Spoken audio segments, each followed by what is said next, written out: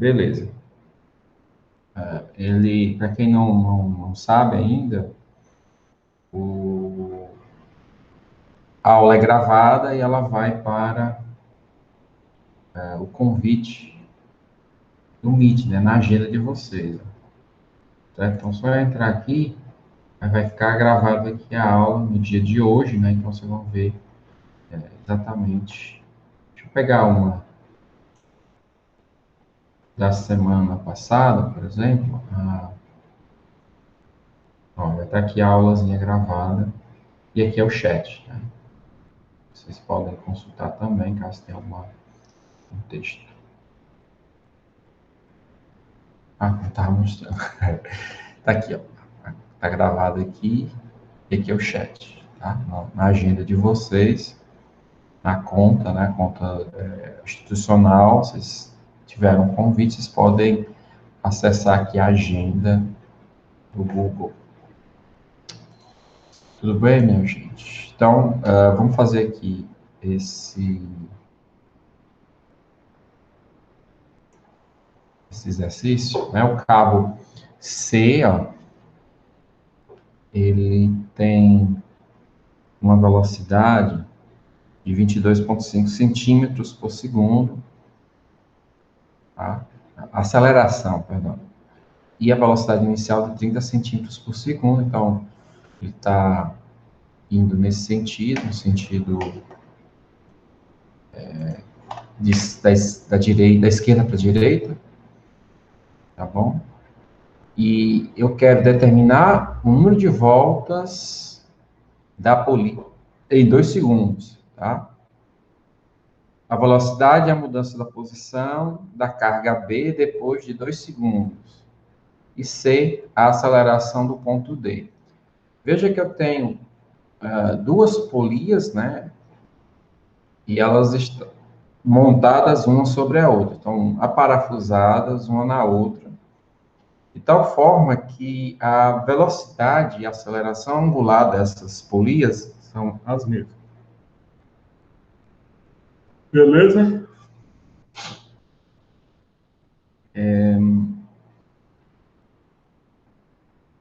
Vamos. Então, a solução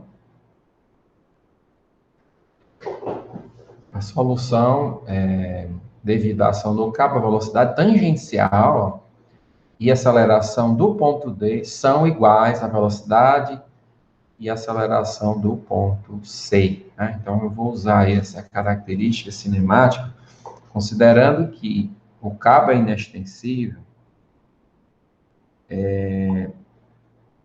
eu vou ter as mesmas componentes, tá?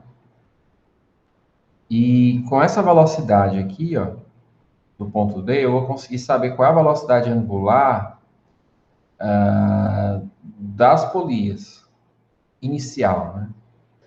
E também a aceleração inicial, já que existe aqui uma aceleração do ponto C, vai existir também uma aceleração tangencial aqui do ponto D que eu posso usar para encontrar a aceleração angular da polia.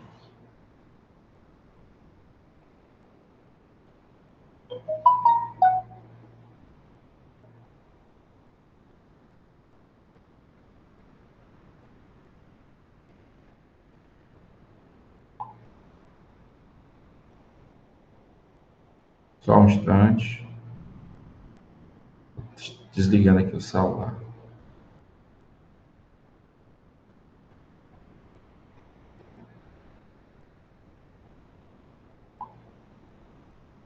Tudo bem? Então, peço desculpas.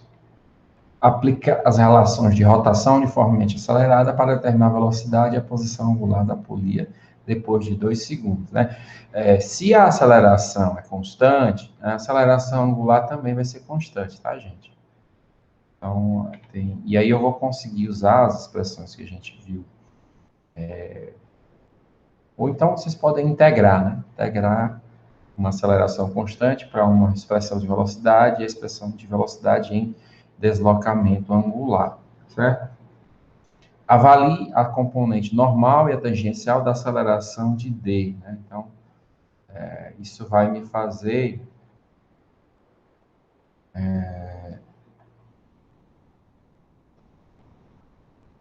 encontrar os componentes aqui relacionados a B.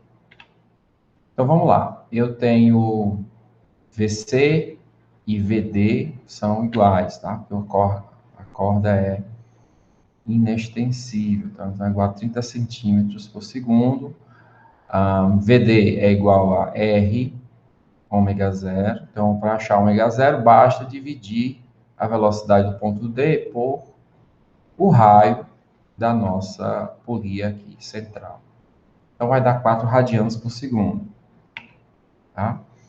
Se eu quiser achar a aceleração angular, basta lembrar que a aceleração tangencial aqui do ponto D é igual à aceleração do ponto C. Por quê? Porque o cabo é, de novo, inextensível. Então, posso dizer que a D tangencial é igual à aceleração do ponto C, 3 metros por segundo, né? Tá errado isso aqui. Esse valor é, na realidade, 22,5 centímetros por segundo ao quadrado, tá? Então, deixa eu corrigir isso aqui logo, senão nunca vou corrigir. Tudo bem? É 22,5 centímetros por segundo ao quadrado. Ok? E aí eu resolvo para alfa e acho a nossa aceleração angular. Beleza? Ia dar 3 radianos por segundo ao quadrado. Bom, aplicar as relações para a rotação uniformemente acelerada, né? Então, eu sei que a aceleração é uma constante, então eu posso integrar e considerar as condições iniciais como nulas, tá? Então, caso a velocidade angular, depois de 2 segundos, né? A posição inicial é zero, tá? Mas só que a velocidade angular é 4 radianos por segundo. E aí eu resolvo e encontro que em 2 segundos o ômega vai ser 10 radianos por segundo. Então eu parto do θ zero igual a zero, né? E tenho aqui uma expressão para θ. Então substituo a velocidade inicial, aceleração angular, faço substituição e vou ver aqui que dá 14 radianos.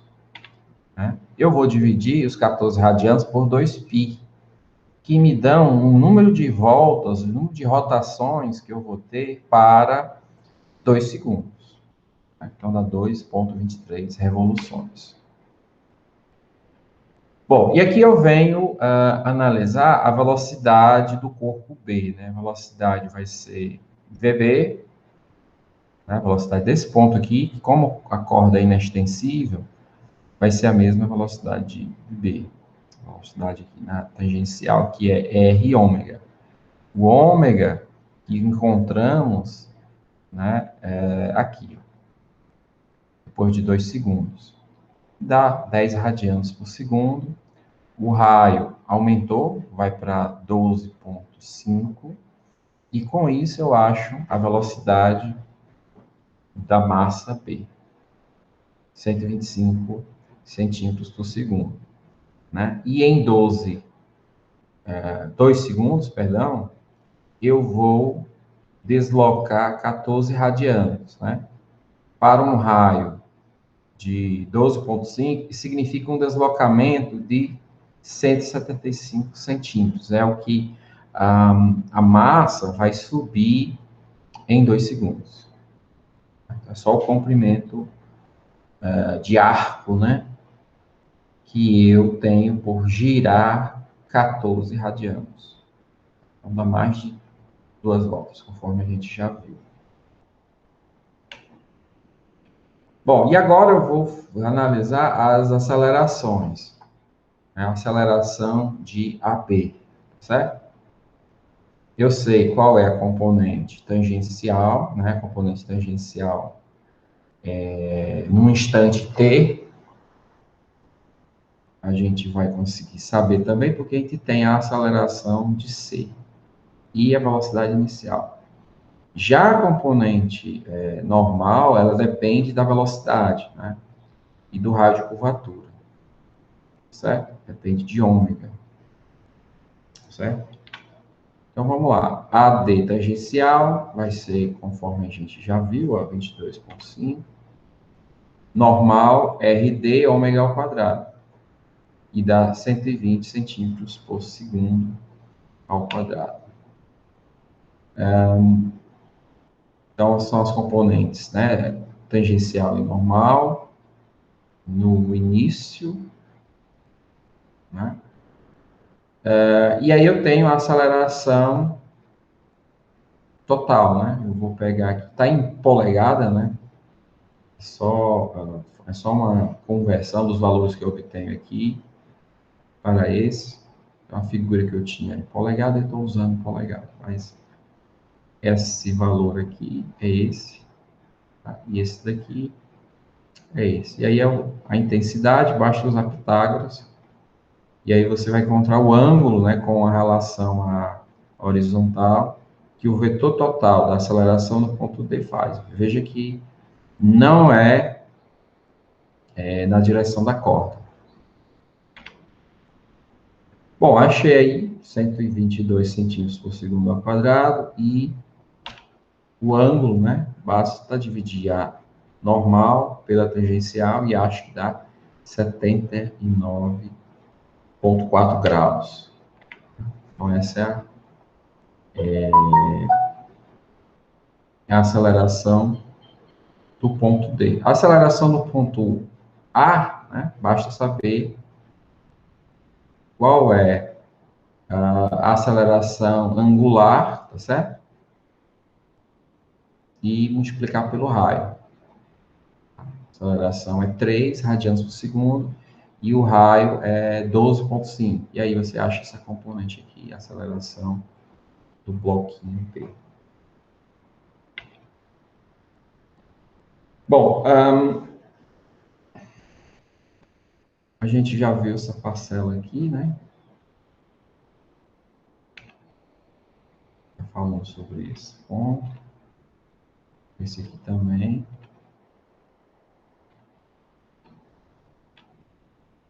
Vamos agora para outro exemplo. No caso, eu tenho duas engrenagens solidárias. As engrenagens estão aqui no centro, né? E duas cremalheiras. Tá? Cremalheira é uma engrenagem, é como se eu pegasse a engrenagem e desenrolasse ela e deixasse ela no formato retilíneo. É o que a gente encontra, por exemplo, em portão de casas, é o que a gente encontra, por exemplo, numa barra de direção de um veículo, tá? Um mecanismo nesse sentido.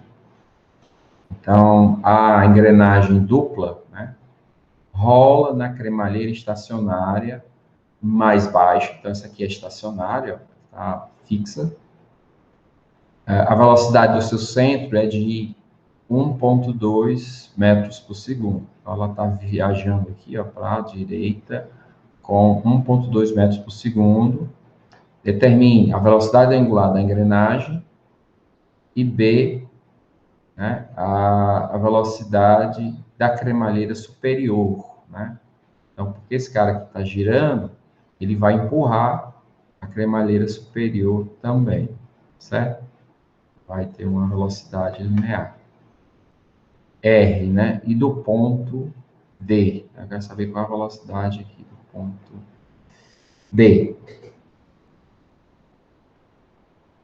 Bom, o deslocamento do centro de engrenagem em uma revolução é igual à circunferência exterior. Relaciona os deslocamentos de translação e angular e diferencie para relacionar a velocidade de translação angular. Então, eu vou usar essas equações aqui, ó.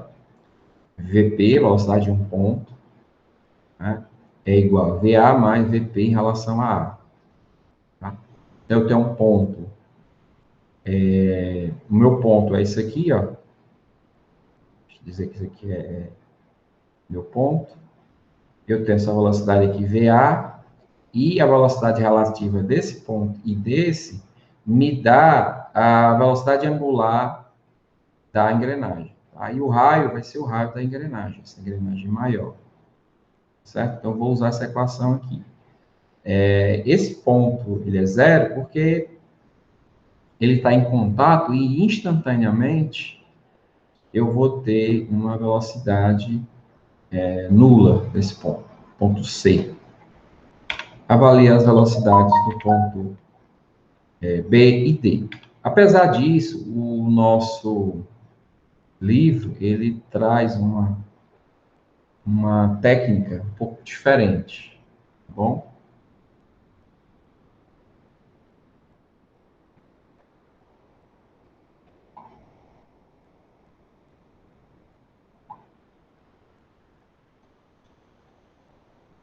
Então, eu tenho XA, né, o deslocamento, né, do ponto A, dividido por 2πr, tá certo? Então, ou seja, o deslocamento linear está para o deslocamento ao longo aqui da circunferência, está para θ, assim como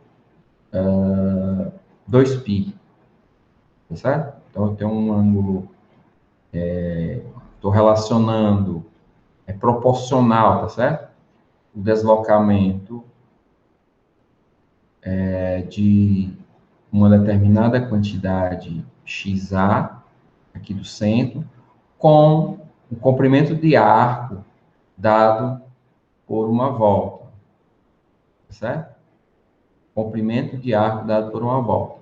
A mesma forma, o ângulo que essa engrenagem vai girar está para 2π. Então, eu consigo relacionar essas quantidades e chego numa expressão, né, eu posso cancelar aqui 2π com 2π, e eu tenho que XA é igual a menos R1, que era para ser R1, tá certo?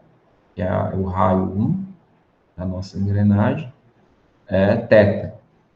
E isso é interessante colocar que esse sinal tem que ser negativo, porque se o deslocamento for nessa direção, positivo, a rotação vai ser no sentido horário, ok?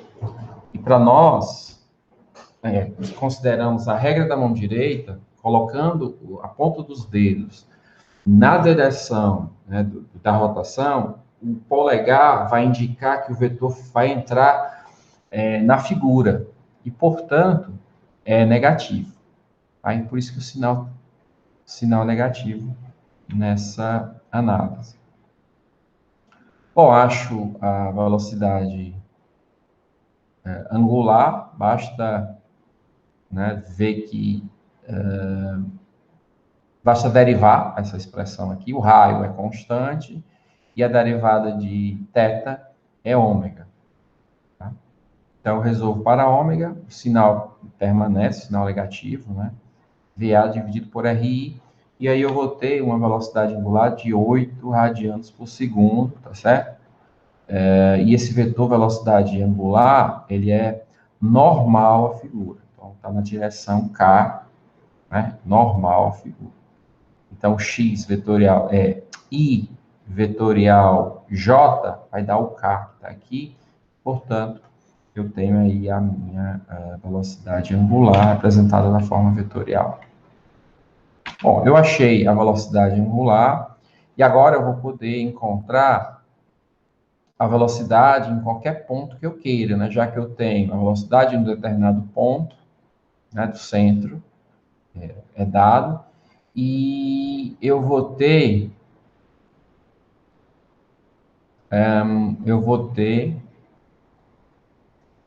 como encontrar a velocidade B, a velocidade D, certo? Então, vamos lá. VA, né? VA é a velocidade desse centro, mais a velocidade angular vetorial R de P em relação a A. Então, onde P pode ser qualquer ponto de interesse, né? Mostrado aqui. E aí a gente sabe que isso é feito de uma forma complementar, que eu tenho translação e rotação, e aí isso chega no movimento de rolamento, certo? Então, por curiosidade, vocês poderiam fazer o seguinte, ó, qual a velocidade do ponto C? Né? Já foi encontrado que ômega é 8 radianos por segundo, tá certo? E o centro da engrenagem desloca com 1,2. Então, vamos lá, vou pegar aqui, vai dar 8 vezes 1,2, aliás, 8 vezes 0,15, né? Vai dar justamente 1,2. E isso aqui vai dar negativo, porque o sinal aqui é menos, né? Menos 8. Vai dar um valor negativo e esse aqui um valor positivo. 1,2 menos 1,2. Então, a velocidade desse ponto, né? Desse ponto aqui, é zero. É no movimento de rolamento. Rolar sem deslizar. Então, a velocidade aqui é nula. E a gente vai aprender que esse ponto é o que chamamos de centro instantâneo de velocidades. Bem? Bom, agora o ponto B, né? Ponto B, né, que vai me dar a velocidade com que a cremalheira está transladando. Porque ela, à medida que ela vai girando, ela vai empurrando a R, vai empurrando a cremalheira e, portanto, ela tem a mesma velocidade do ponto B. Então, VB igual a VA, que é a velocidade aqui no centro, mais ômega K vetorial RB.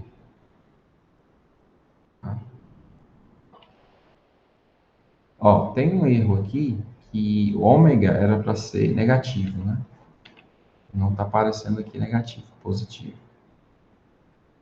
Tá? Então tem que dar um ajuste aí, vai ficar menos, né?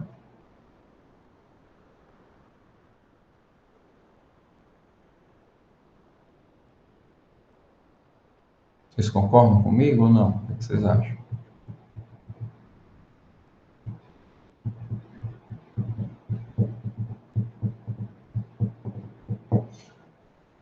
Esse cara aqui é negativo, tá? Só que K vetorial J é menos I. Então fica positivo.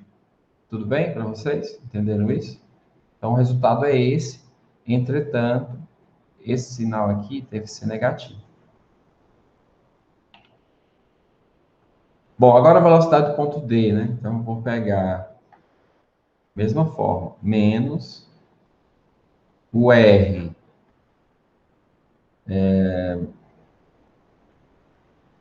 O R vai ser menos 15i, vai estar apontado para cá. Então, tem o menos com menos, vai ficar, né? Vai ficar esse valor aqui. 1,2 na direção I e 1,2 na direção J, que vai me dar uma intensidade de 1,697. Certo?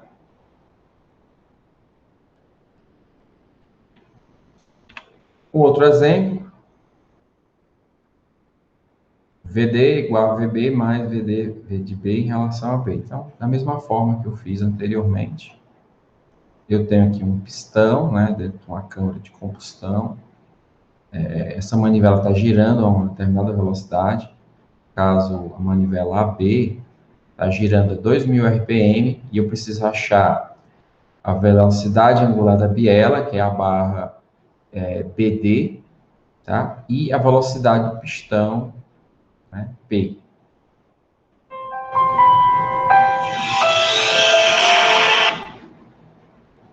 Só um instante. Alô? Desculpe. Bom, as incógnitas na expressão do vetorial são os módulos, né? VD, velocidade desse ponto, e a velocidade de D em relação a B. E aqui vai me dar a velocidade angular da barra BD. A velocidade angular da biela é calculada a partir de VD em relação a B. Então, vamos lá. Primeiro caso, né? Eu vou pegar só a biela, a manivela, e vou achar a velocidade de VD. Mas primeiro eu acho a velocidade de B. Eu preciso aqui. Então, a barra está girando com uma determinada velocidade angular, que é dos 2.000 RPMs. Então, eu transformo 2.000 RPMs em radianos. Tá? 209,4 radianos por segundo. Acho o VB simplesmente multiplicando a velocidade angular pelo raio de 7,5 centímetros. Né? Então, a velocidade VB. A direção da velocidade é como mostrado, né?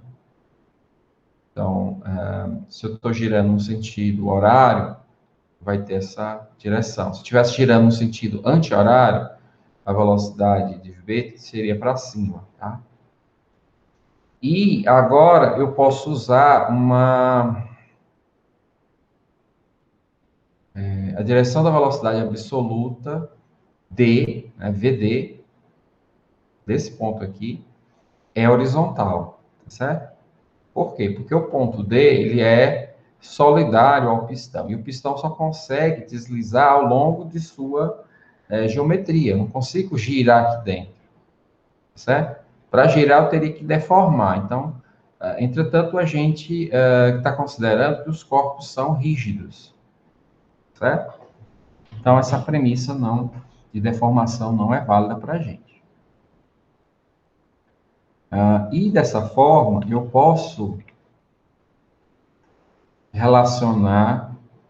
procurar relacionar esse ângulo, tá, com esse e os respectivos comprimentos das nossas barras, tá? Usando uma identidade trigonométrica, uma propriedade trigonométrica chamada lei dos senos, né? Então, ela diz que o seno de 40 está para, no caso, 20 centímetros, né? Seno disso aqui sobre esse comprimento, que no caso eu estou representando como 8 polegadas, é aproximadamente isso, tá? E seno de beta, que está aqui, dividido por 3 polegadas, 7,5 centímetros. Poderia melhorar aqui essa nossa... utilizar, que eu estou usando polegada, né, aqui nessa conta, por conta do slide original, que é tudo em polegada, do livro, né, que vem em inglês. E aqui ele está me apresentando números em centímetros, tá? Então, posso consertar isso aqui. Vai dar um valor um pouquinho diferente, mas é bem próximo já do 8 polegadas. Vai dar 20 centímetros, então 20 dividido por 7,5.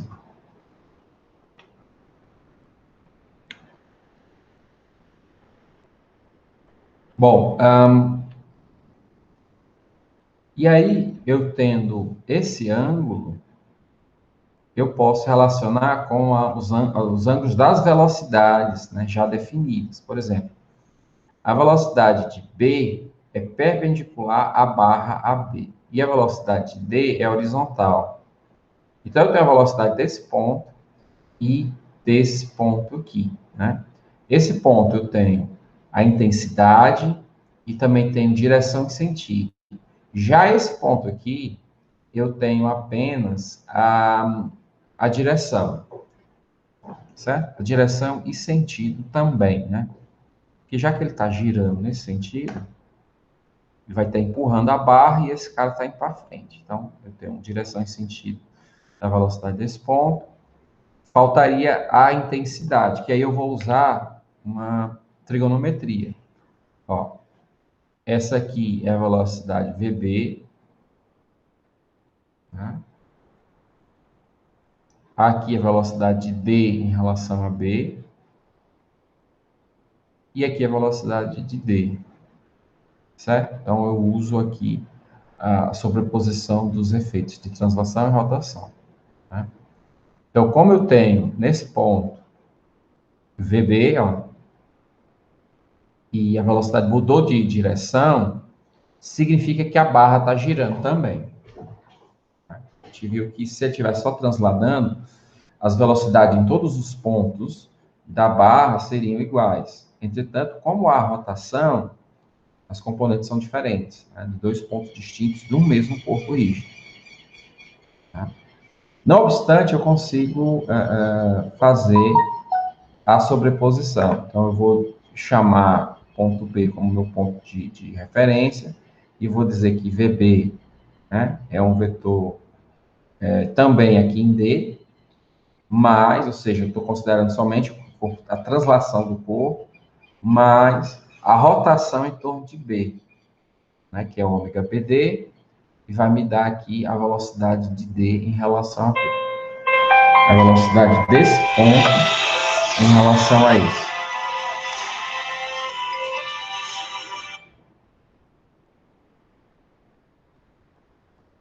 Alô? Alô, professor Alexandre? Quem está falando? Alô? Professora.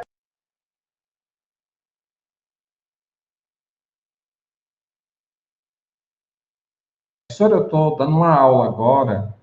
A senhora poderia me ligar mais à noitinha e a gente conversa? Eu já sei do que se trata. O professor Jardel já me falou.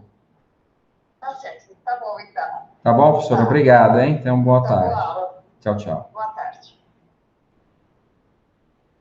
Desculpa, pessoal, porque o pessoal não me deixa em paz. Desculpa. Vamos lá. Estava onde mesmo? Bom, tá aqui, ó. E aí, gente, eu tenho esse cara aqui que é perpendicular. Esse ângulo aqui, ó, o beta, que a gente encontrou aqui, ele vem para cá também, tá? Esse ângulozinho aqui vem para cá. Né? Basta eu usar aqui as propriedades de ângulos complementares e suplementares, né? Então, eu venho aqui, ó. Isso aqui é beta. Se eu pegar aqui o complementar, vai dar justamente o 76,6, né? 76,05, né? Que aparece aqui, tá certo? Se eu diminuir. Então, aqui, obviamente, vai ficar 13,95, que é o ângulo beta, tá certo? Eu poderia tentar reescrever isso na forma de decomposição, né? Poderia ser uma saída, né? Fazer algumas identidades, o somatório das velocidades na direção x. Então, por exemplo, ó, essa componente aqui na direção x,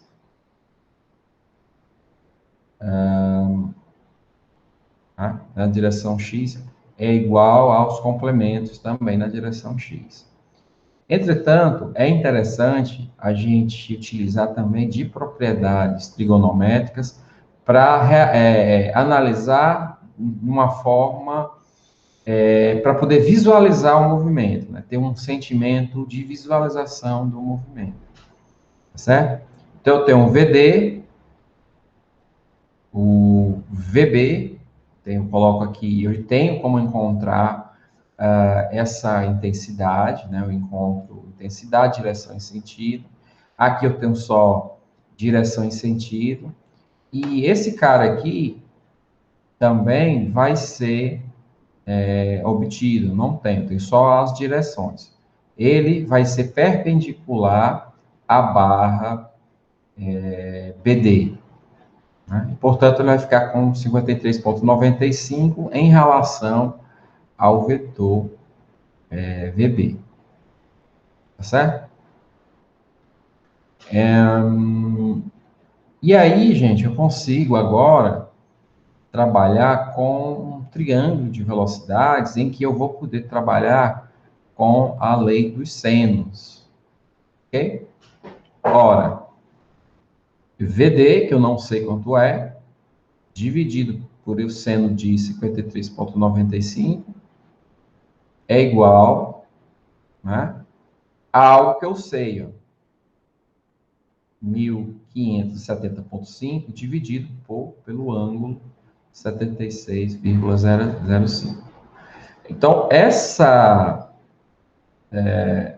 técnica você vai poder utilizar sempre que você tiver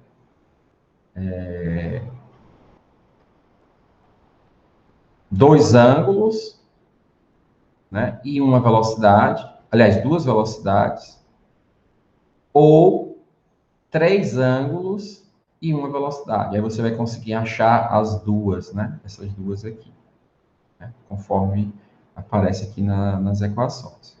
Vão existir casos, por exemplo, que se você tiver esse componente, e aí você não sabe os ângulos, né?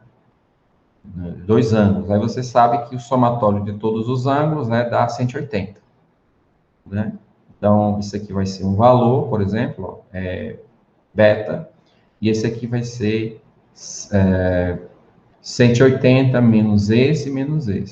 Ou seja, você vai colocar esse ângulo em função desse, que você não sabe. Então, é uma outra possibilidade no desenvolvimento do problema. Estou só tentando elucidar isso para vocês. Tá? No caso prático, no caso real que a gente tem aqui, eu não sei esses comprimentos, eu só sei direção e sentido dos vetores de velocidade. Bom, e aí eu vou conseguir encontrar VD e encontrar VD em relação a B. Com esse daqui, né, eu encontro a velocidade angular. Olhando aqui para essa expressão, eu sei que a velocidade de D em relação a B é devido à velocidade angular. Aí eu sei o comprimento da barra. Então é só dividir e eu acho 62 radianos por segundo. Então a velocidade angular da biela. 62 radianos por segundo. Bom, eu já falei desse cara em algum momento e agora a gente vai tentar avançar um pouco mais nesse conceito, que é o centro instantâneo de rotação no movimento plano. Tá? Então, imagine que o movimento plano de todas as partículas, tá, de um determinado corpo rígido, sempre pode ser substituído pela translação de um ponto e a rotação do corpo. Tá? Um ponto arbitrário, VA, e a translação e a rotação do corpo. E isso é independente da escolha do ponto que você vai querer. Poder ser esse ponto aqui, né, que eu estou colocando o mouse, ou qualquer ponto, tá certo? E aí eu estaria caracterizando a movimentação das partículas do corpo rígido, certo? Apenas essas duas informações.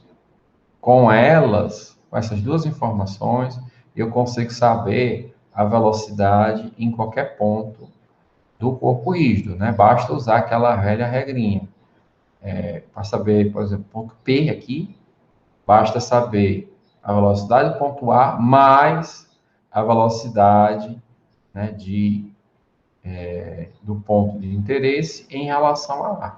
Que é basicamente pegar a distância, né, e multiplicar pela velocidade angular e somar com VA. E aí você tem a velocidade do ponto P. Lembrando que é uma soma vetorial, tá certo? Então a gente tem que ter cuidado com isso para não fazer nenhuma barbeiragem. As mesmas velocidades translacionais, né, e rotacionais em A são obtidas, permitindo que a placa gire com a mesma velocidade angular sobre o ponto C. Né? O ponto C não necessariamente está no corpo mais. Ó, tá? E gire com a mesma velocidade angular sobre o ponto C em uma perpendicular à velocidade angular, à velocidade de A. Então, o que é isso, professor? Que loucura é essa, né? Imagina que eu tenho um ponto A, eu sei qual é essa velocidade, certo?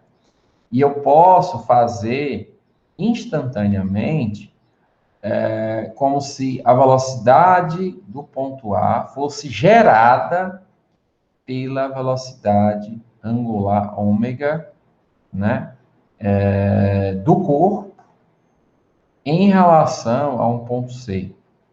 Né? E esse ponto C vai estar posicionado numa linha que é perpendicular ao, ao vetor VA, tá certo? E numa distância VA dividido por ômega. Né? E aí fica uma dúvida, poxa, mas se eu não tiver ômega, como é que eu sei onde é que qual o comprimento, né, desse raio aqui? E pior, como é que eu eu poderia ter um C do outro lado também, né? Porque eu tenho só que garantir que é perpendicular a VA, ele podia estar por outro lado. Então, em vez de ter as duas velocidades ômega e VA, eu poderia ter a velocidade em dois pontos também, né? E encontrar o centro instantâneo de velocidade, né? Porque o centro instantâneo, teria que estar, a linha de C até o ponto, teria que ser perpendicular à velocidade do ponto. Ora, vamos lá. As velocidades de todas as partículas na placa é a mesma como foi originalmente definido, desde que a velocidade angular e a velocidade de translação em A sejam equivalentes. Na medida que as velocidades são afetadas, a placa parece girar em torno do centro instantâneo. Tá? Então, é justamente isso. Por isso eu chamo de centro instantâneo. Porque ele apresenta um ponto de velocidade nula. É um centro de velocidade. Né? Instantâneo. Ele está parado. É como se toda a geometria estivesse girando em torno desse ponto, instantaneamente. Olha, como achar o centro instantâneo? Ó, eu posso ter dois pontos, e se eu souber as duas velocidades, eu posso encontrar o centro instantâneo de velocidade. Ok? Se os vetores são paralelos, se os vetores são paralelos, o centro instantâneo de velocidade é no infinito. Tá? Então, se esses dois caras aqui são paralelos, o centro instantâneo de rotação é no infinito e a velocidade angular é igual a zero. Ou seja, aliás, tem um detalhe aqui, se eles são paralelos e têm a mesma intensidade, né? Então, essa linha aqui, ó, essa linha aqui com essa daqui, vão estar necessariamente paralelas, e então elas se encontram no infinito, e dessa forma eu vou ter uma velocidade angular que é nula, né? Porque como o comprimento é muito grande, finito, né? As duas retas vão se encontrar no infinito. Aí quando eu faço a velocidade dividido pelo raio, vai dar que ômega é igual a zero. Um caso que a gente pode encontrar em que as velocidades de dois pontos podem ser paralelos é nesse caso aqui, em que eu tenho que as intensidades elas são diferentes. Tá? E para encontrar o centro instantâneo, basta traçar uma linha passando por A e B, né, a origem dos dois vetores, e pela extremidade do vetor. O encontro das linhas vai me dar o centro instantâneo de velocidade. Aqui é bem simples, né? Eu pego a perpendicular, pego a perpendicular, então quando essas duas linhas se encontrarem, eu tenho o centro instantâneo. Então, isso é uma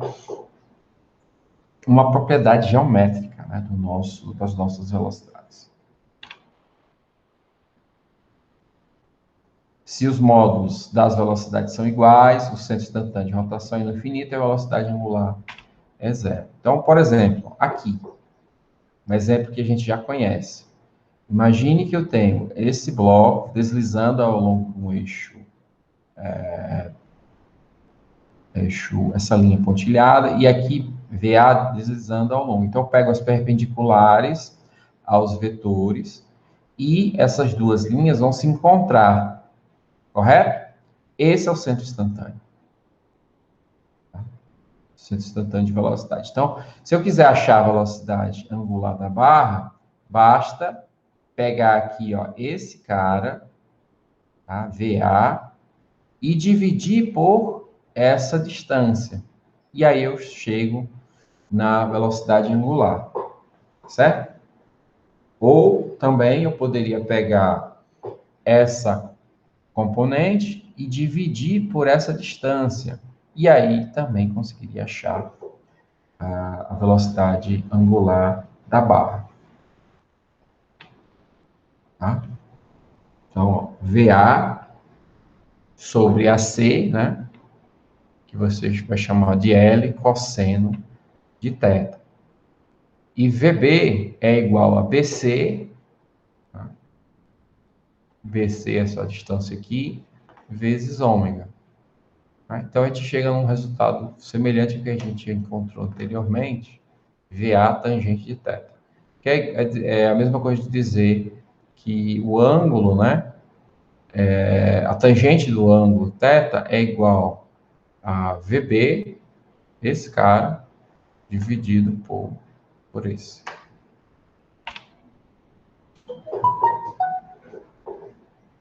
Então, as velocidades de todas as partículas na haste, na barra, né, são como se fossem giradas sobre C. Então, é como se instantaneamente, nessa posição, tá, é como se todas os pontos da barra estivessem girando em torno de C. Então, se eu quiser saber, por exemplo, qual é a velocidade, né, desse ponto aqui, ponto intermediário, eu faria o quê? Eu pegaria uma linha até esse ponto, ó, e traçaria a perpendicular. Se eu souber essa distância, e sabendo a velocidade angular, eu sei qual é a velocidade aqui do centro da barra, geometricamente, tá certo? Então, eu tenho que encontrar quanto é que é esse comprimento aqui, tá certo, gente? Muitas vezes a gente faz isso de forma gráfica, né? Desenhando mesmo. Por quê? Porque é importante vocês conseguirem ter essa informação mesmo não tendo um computador por perto. Pode ser uma solicitação em campo.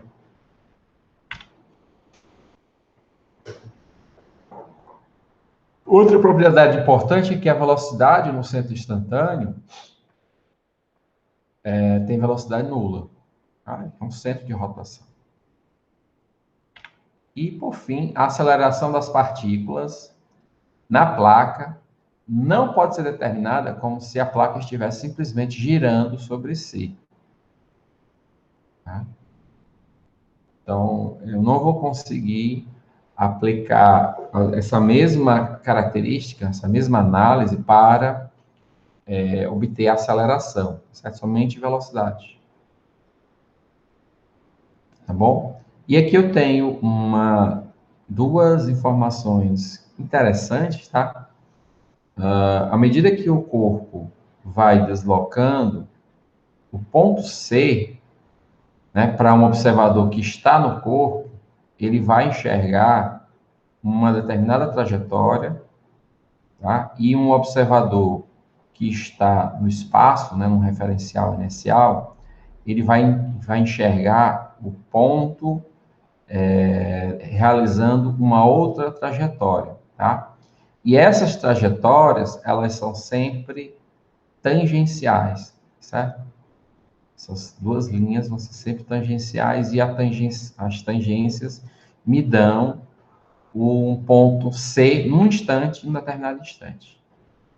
A gente chama isso de traço local do centro de rotação e espacial, centro do espaço. Bom, agora a gente pode resolver o exercício anterior utilizando centro instantâneo de velocidade de forma mais explícita. Tá? É o mesmo problema, tá bom? Então, eu sei que a velocidade tem essa direção, a direção horizontal, tá? E meu centro instantâneo de velocidade vai ser, né, eu vou encontrar, vai ser nesse ponto C. Por quê? O ponto C está em contato com o suporte estacionário mais baixo e instantaneamente tem velocidade zero. Deve ser localizado no centro instantâneo de velocidade. Tá? Determine a velocidade angular sobre C. Então, eu pego VA é igual a RA, ômega. Ora, mas quem é ômega?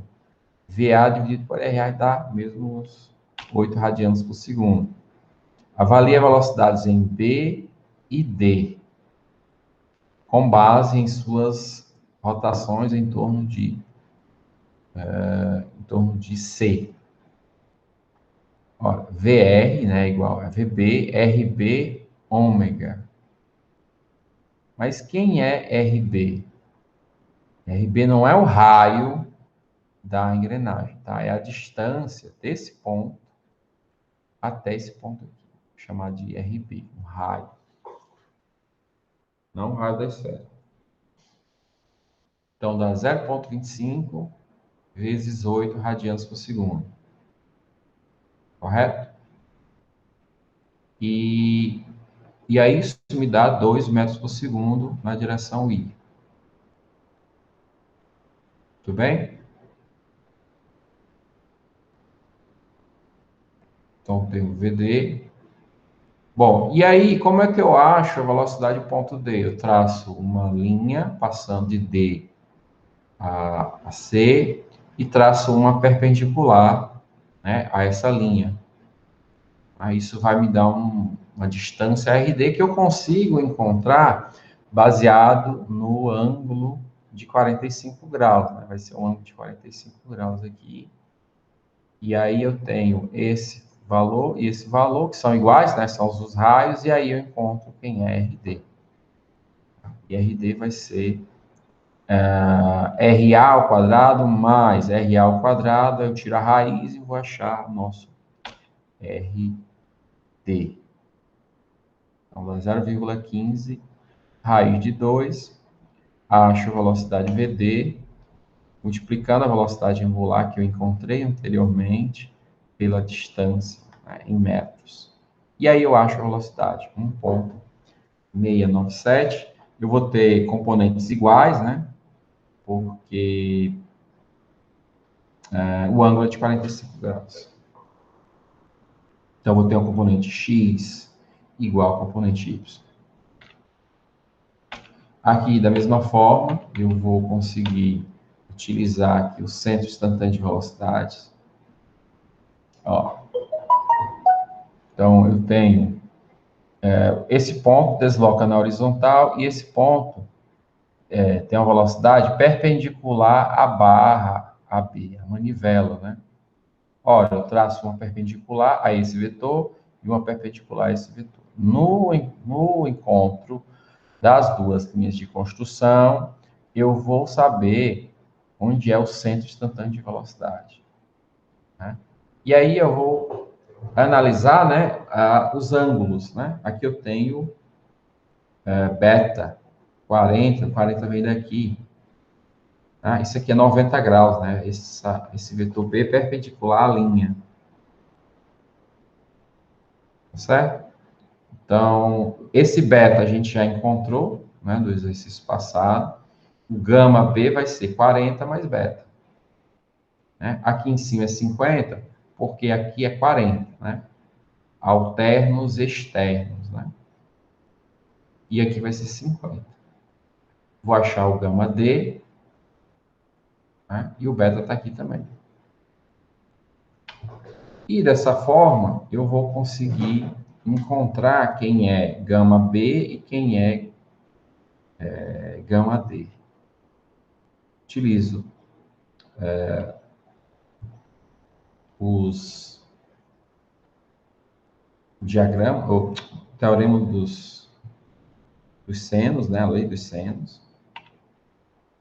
E acho os comprimentos, tá? Esse comprimento aqui e esse comprimento aqui. Repare que a gente usou a lei dos senos anteriormente, diretamente com os comprimentos do vetor velocidade. Agora não, estou usando a lei dos senos para encontrar os comprimentos BC e CD. Né? BC dividido pelo seno de gama D, que é esse valor aqui, ó, é igual a CD dividido pelo seno de gama B. É igual esse comprimento aqui era o nosso, era 120, né? Não, 200 centímetros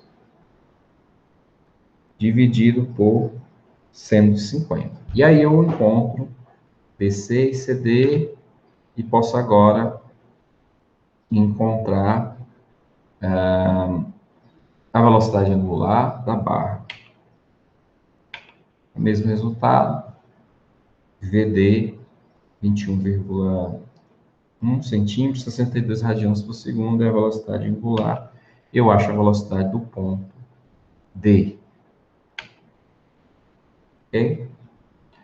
Bom, agora a gente vai falar de aceleração, tá, gente? Aceleração é um pouquinho mais complicado, mas não chega a ser algo preocupante.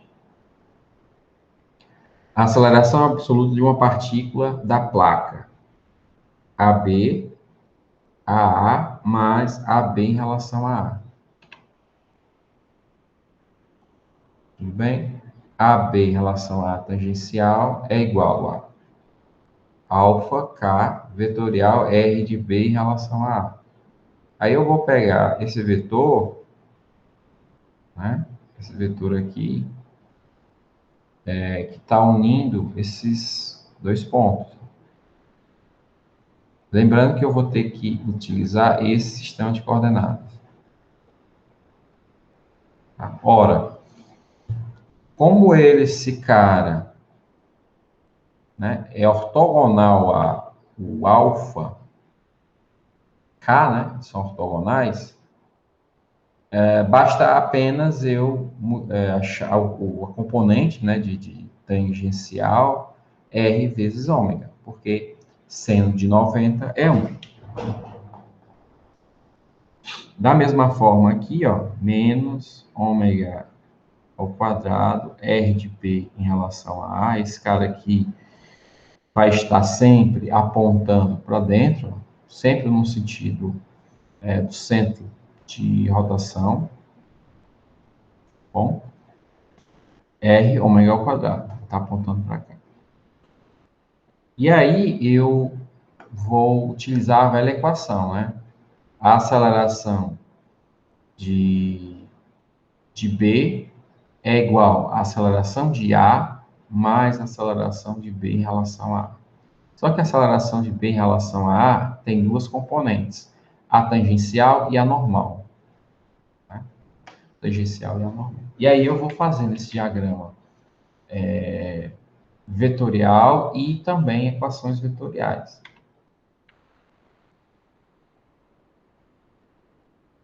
Então, por exemplo, uma coisa que é muito importante é que a componente normal, ela sempre aponta para o centro de rotação. Sempre aponta. Essa componente aí. Já a tangencial, ela pode ter dois sentidos diferentes. Apesar de ter a mesma direção, eu posso ter esse sentido ou um sentido. Vai depender de quê? Da aceleração angular. Certo? A aceleração angular é que vai definir o sinal desses valores aí, esses vetores. Se por um acaso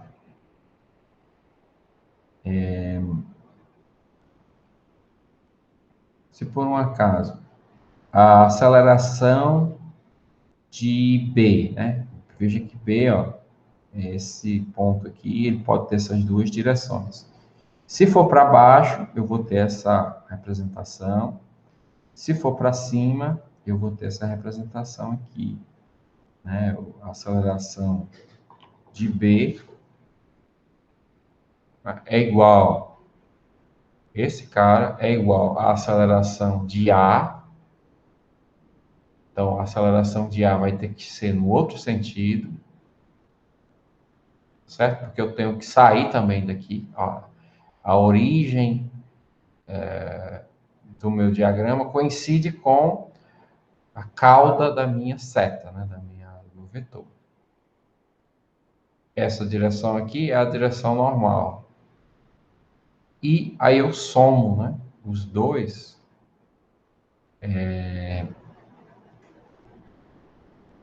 A normal e a tangencial. Tá? Para fechar o diagrama. E aí eu fecho o diagrama aqui. Se eu mudar a direção e o sentido, a componente normal não muda de direção e nem sentido. Já a tangencial muda, né? Veja que ela mudou aqui. Ó.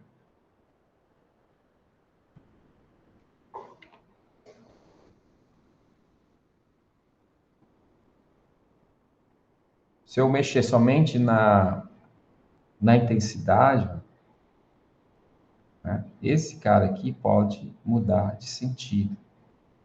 E, de novo, eu tenho que pegar A de B em relação a normal,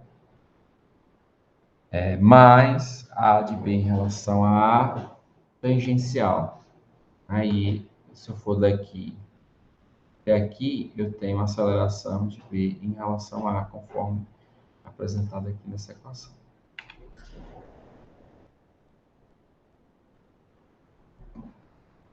Ó, preservei a direção da aceleração em relação a B e aumentei significativamente a intensidade, né? Aumentei aqui o tamanho do vetor. Veja que eu tenho uma aceleração normal bem maior do que a anterior. Né? De tal ponto que eu vou mudar a direção dessa componente. Foi aumentando, né? Foi aumentando. Passei e mudou de sentido. A aceleração tangencial.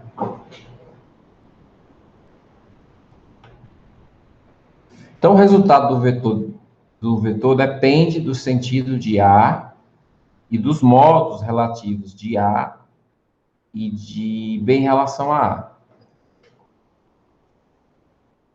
É necessário saber a velocidade angular ômega para fazer a análise.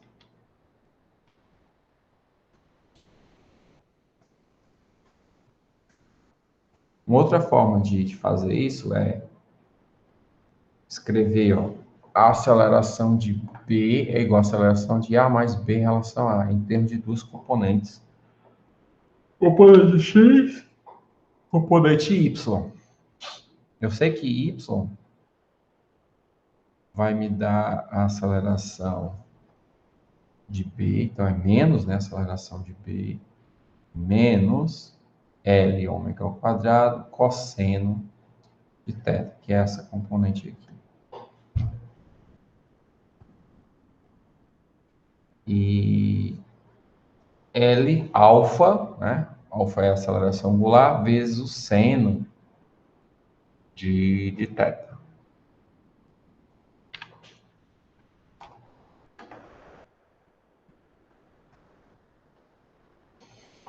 E aí eu resolvo para AB e alfa, as intensidades.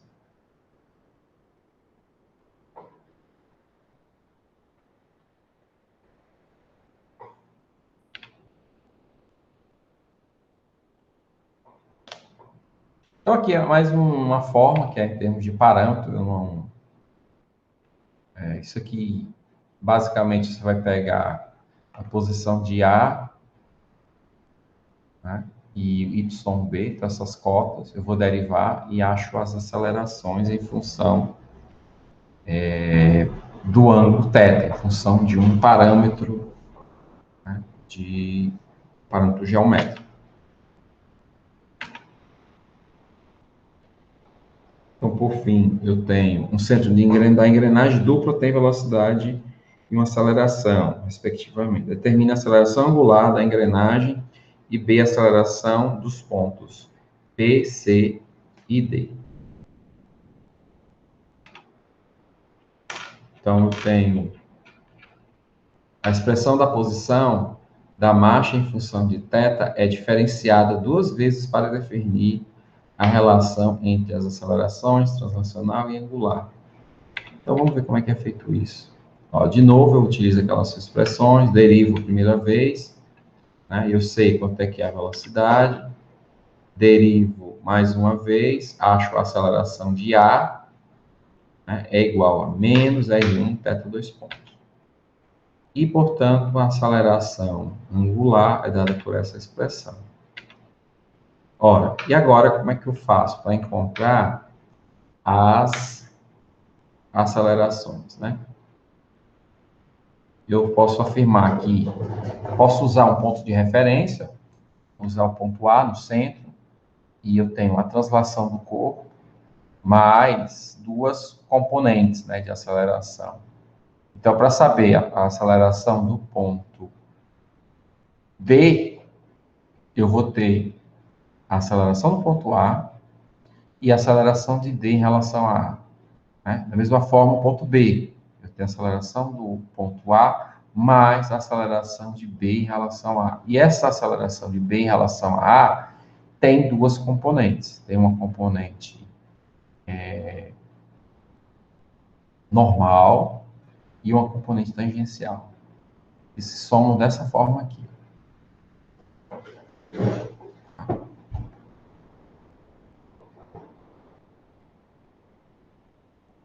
Bem, essa componente aqui é a aceleração tangencial, né? Essa daqui, ó. E uma dessas aqui é essa e essa, né? São o somatório dessas duas. E com essa, e aí a gente consegue montar um diagrama para a velocidade do ponto D. Tá?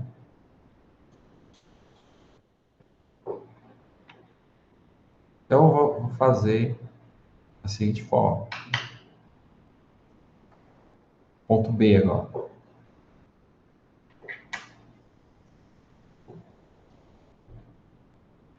A aceleração de B é igual à aceleração de A mais a aceleração de B em relação a A. Né? Essa parcela pode ter duas componentes. Né? 3m por segundo ao quadrado, na direção I. Faço aqui o produto vetorial, tá? Que é a componente tangencial. Tudo bem? Como elas são ortogonais, isso vai me dar uma K vetorial J, ele era negativo, né? Fica positivo. E K vetorial J dá menos 1. 20 vezes 0,1 dá 2. E aqui vai ser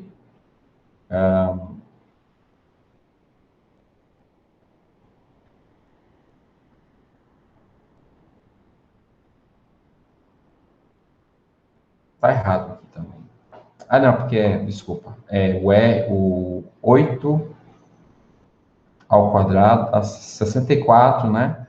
Vezes 0,1 dá 6,4, só que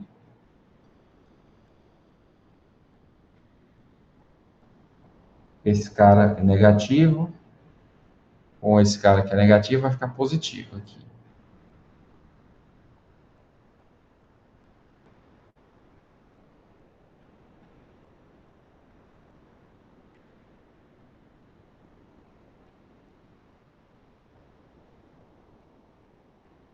Então, esse vetor aqui, ó, tá, pessoal? É positivo, tá errado. Para ficar negativo, e ele está aqui para baixo. Tá? Esse componente é essa daqui. Essas duas aqui são essas aqui. 3 e 2. Na direção. Então, aí eu tenho a aceleração do ponto B. Né? Dá 8,12 metros por segundo ao quadrado. Faço também para corpo C, ponto C. Veja que coisa interessante. Apesar de instantaneamente o ponto ter velocidade nula, a aceleração dele não é nula. Certo? Então, até porque é instantâneo, né? Num determinado instante essa velocidade vai ser zero, mas no instante seguinte já não vai ser mais zero. Então, eu tenho, portanto, uma variação de velocidade e, portanto, uma aceleração. Tá bom? Alguma dúvida sobre isso?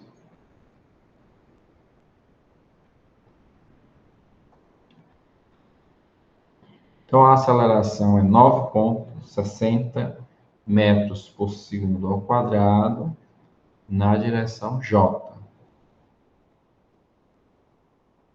Então, esse cara aqui, ó, ele tem uma aceleração para cima, né, de 9,60 metros por segundo ao quadrado. Então, esse é o valor da aceleração. Tá? Essas duas componentes aqui, ó, essa com a de baixo, elas vão se anular mutuamente. Veja aqui, ó, se anular mutuamente. Eu tenho 9,60 metros por segundo ao quadrado, como sendo a resultante da aceleração do ponto C. Do ponto D também, a mesma coisa, só muda os componentes.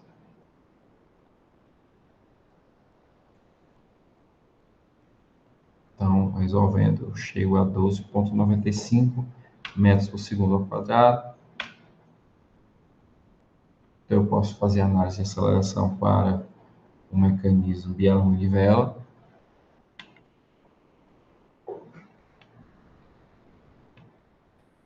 Aí faço semelhante ao que já foi feito. Acho a velocidade angular, aceleração angular. Então, a aceleração de B, e que eu vou rebater isso para cosseno e seno de 40.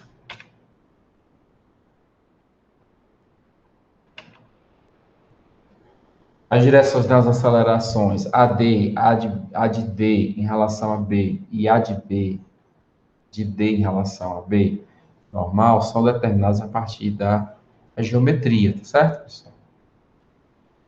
Então, veja que eu tenho esse cara aqui, ó, aceleração de B. Se eu tiver uma velocidade de rotação aqui na manivela constante, a aceleração vai ter somente componente normal. Tá? Aí eu poder considerar a translação do corpo e a rotação em relação a B. Aí eu poderia ir para um lado ou para o outro, e a técnica não prevê essa mudança do centro instantâneo.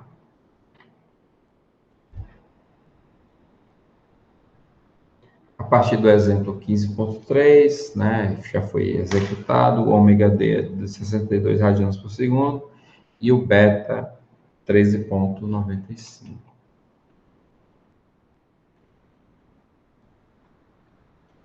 Então, aí eu acho a aceleração tangencial de T em relação a B. Aí eu pego o vetor, essa identidade aqui, e vou rebater ele em x e y. Então, por exemplo, aqui, ó, eu tenho no eixo x menos AD, certo? É a componente da aceleração. E aí eu vou, que o AD, ó, ele está nessa direção aqui. Está remoto. Desculpa. Ele está nessa direção, né, que eu posso ter os dois sentidos, eu poderia ter um dos dois sentidos, mas eu estou considerando que ele é negativo, então fica para cá. Beleza. E aí eu vou decompor o restante dos termos, que é para esse componente e esse componente, na direção x, na direção horizontal. Certo? E aí eu resolvo essa equação.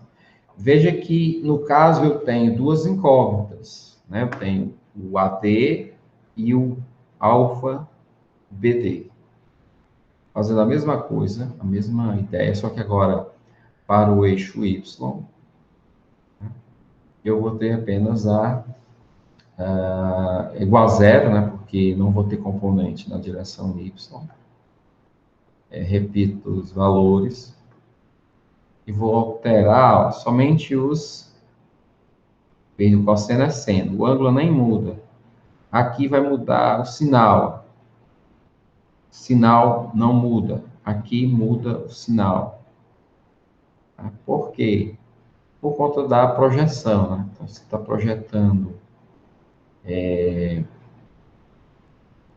a intensidade desse vetor aqui. Como é tangencial, é dado por quem? Pela aceleração angular vezes o raio. Então, da mesma forma aqui, aí eu vou ter uma única incógnita nessa equação, resolvo para encontrar quem é alfa BD, e esse alfa BD eu posso substituir aqui. Né? E fazendo isso, eu tenho um sistema com duas incógnitas e duas equações. E aí eu resolvo, encontro alfa BD e AD.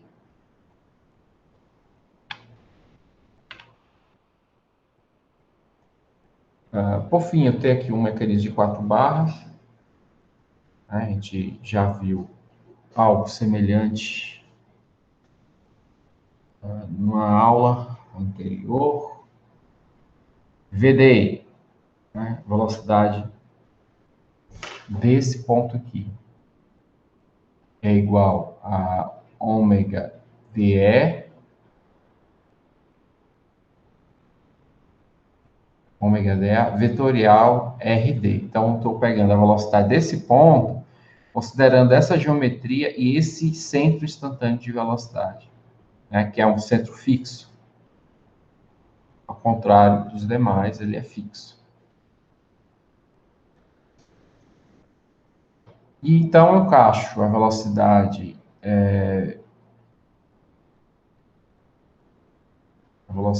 no ponto D. Ora, os vetores de posição são esses, ó, RB, R de D em relação a B e R de D.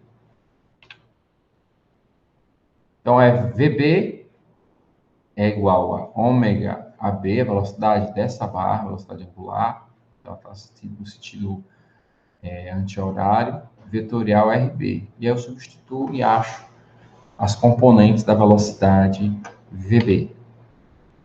E aí eu vou fazer uma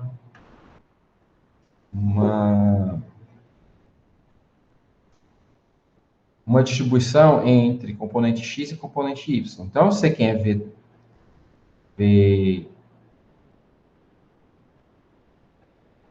D, né?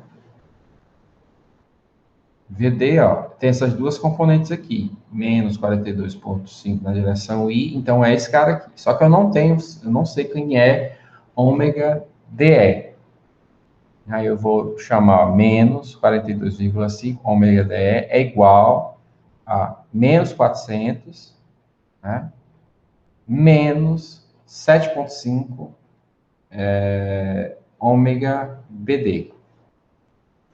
E aí eu tenho duas incógnitas, por enquanto uma equação, preciso de uma outra equação, que eu vou pegar a componente y agora, vai ser essa, é igual a...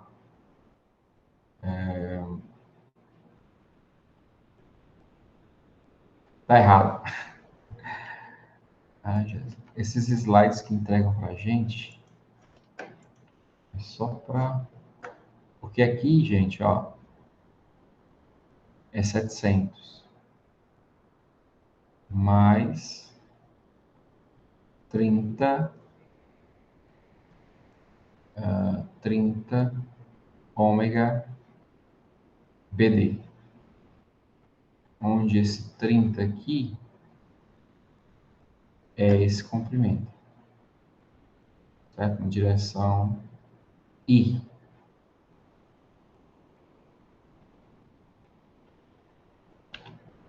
Bom, aí eu tenho um sistema de duas equações, duas incógnitas, eu resolvo para encontrar ômega BD e ômega DE. Tá? Então, eu peço para que vocês revisem isso, tá certo?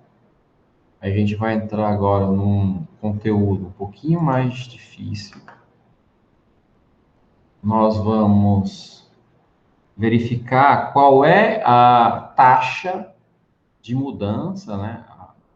Como esse vetor varia quando eu escrevo, tá, o vetor num sistema de coordenadas que está girando com uma determinada velocidade angular.